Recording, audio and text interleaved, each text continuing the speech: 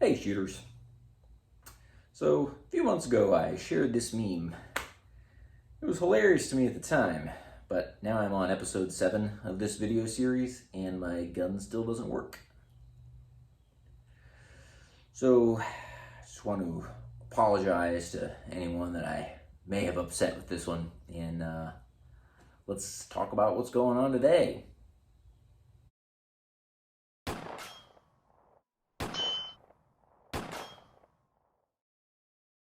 Before we talk about all the wonky stuff going on with the gun, let's talk about some fun things. We had an opportunity to bring the gun out to a PRS match at Volusia County Gun Club. Had a lot of fun. Got to test the gun out to about 900 yards, see how it was working for us. Ended up having 2 malfunctions. They were magazine related. I was putting too much pressure on the front of the magazine when I was propped onto a barricade, which induced a couple of malfunctions there. But overall, it was a really fun time. Got to shake the gun down in a competition setting, see how it performed. I ended up winning the gas gun division, which is super easy to do when you're the only gas gunner there, but we're looking forward to taking it out to some more matches.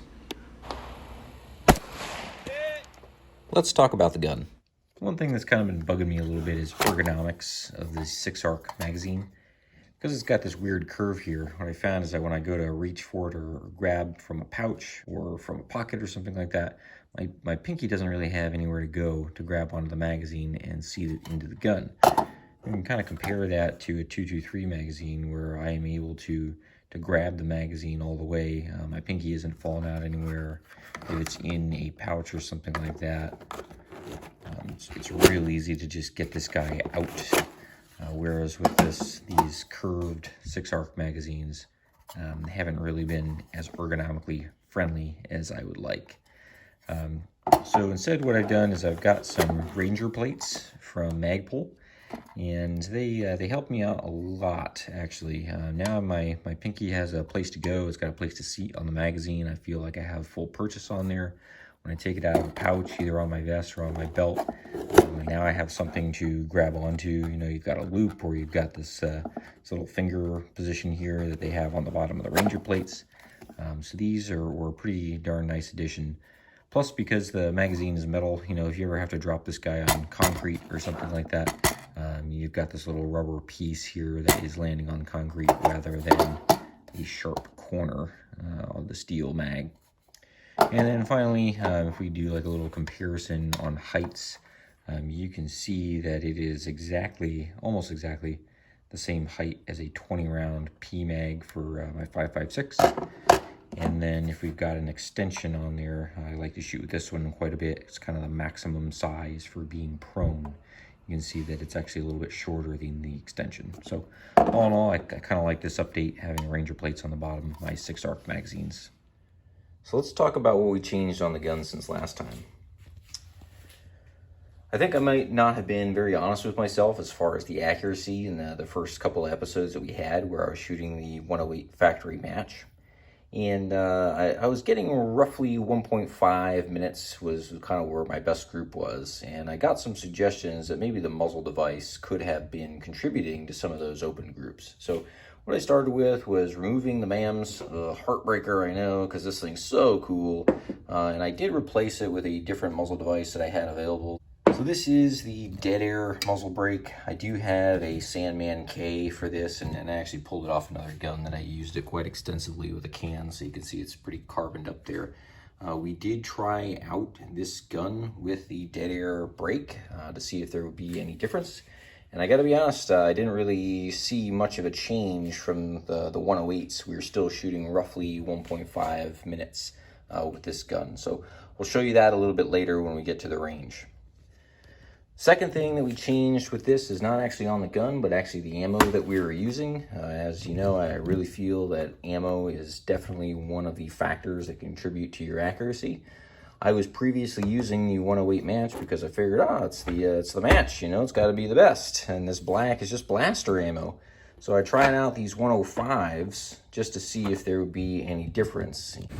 Okay, so this is the first time we're trying out 105s just to see how they work versus the 108s. I felt like I had the 108s dialed out pretty good as far as the gas goes, and wasn't really having any malfunctions. Now that I've changed over to the 105s, got like a magazine of 5, and I'm having like 2 malfunctions per magazine that's happening. So that's a little frustrating, and we'll see if that continues on here as we go along in the day. All right, so we are shooting 105s today out of this thing just to see what it does, and we can see the velocity is a little bit higher. If we review this string, I shot 20 rounds, and we had a high of 2686, a low of 2624, average of 2647, so we're roughly 50 feet per second faster than the 108s, and a spread of 58 on these guys. Let's go down range and see what they're looking like. Forgot there's an SD of 14.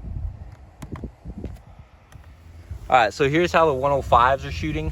They're actually grouping pretty well, except for, you know, that guy, I guess.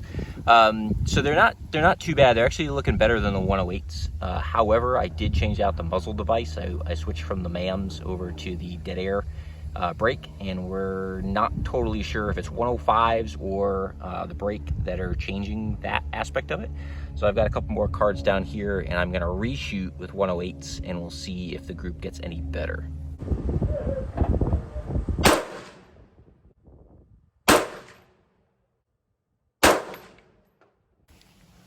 All right, so the bottom row are the 108s.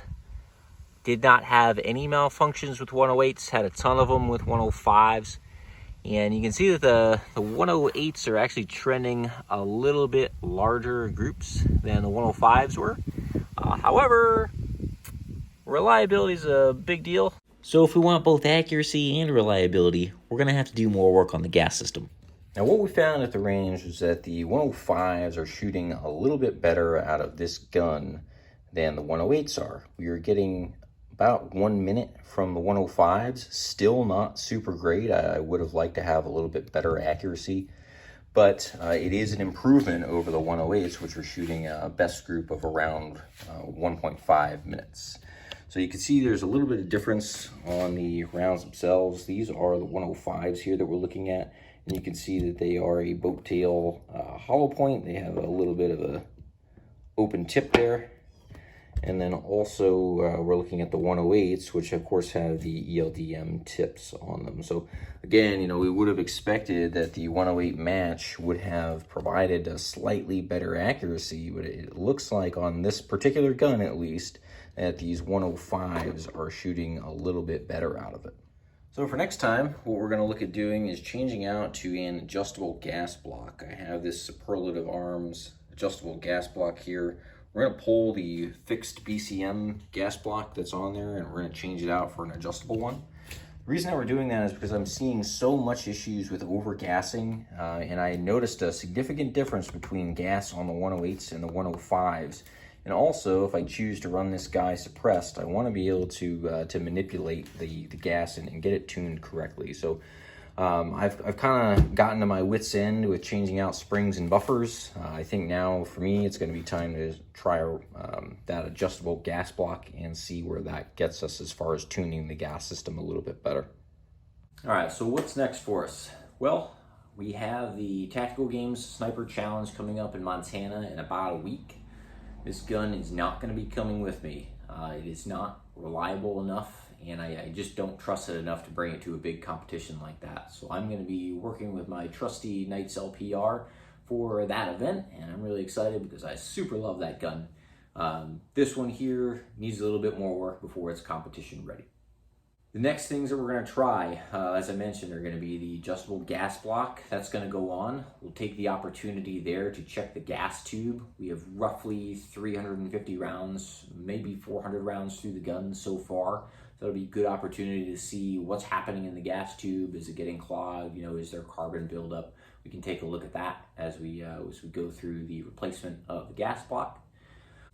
So that's the update on the 6-arc LPR build. We did see some improvements with the 105s. However, we still have some gas system tuning that needs to be done. So stick around and we'll see if we can get it worked out on the next one. Don't forget to like and subscribe, and we'll catch you guys later.